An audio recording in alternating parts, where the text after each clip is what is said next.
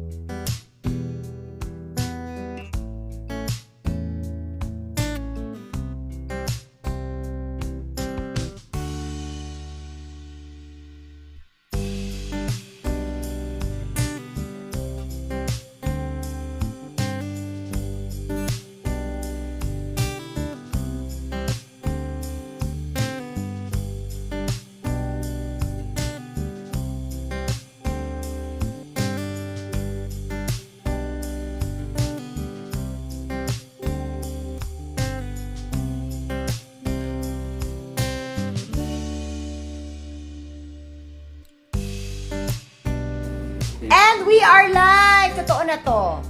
This is the live FB, ano ba tawag ito? Live selling? No, this is the 12 days of Christmas sale. It's So, the 12 lifestyle. days of Christmas sale ng The Lifestyle Store. So ngayon, if you are keen on picking up something for your loved ones, pumunta na kayo sa the Bagmaster or the Watchmaster or the Lifestyle Store. Yes. Na, Or na FB. Or if Doon you're tayo around the magkita. area, like I said, you guys can come here while we're here. We just started. Yeah, we just started. So, ayan guys, mag-move na kayo. Go, go, go na. Go, go, go. A lot of things in store. Wala na.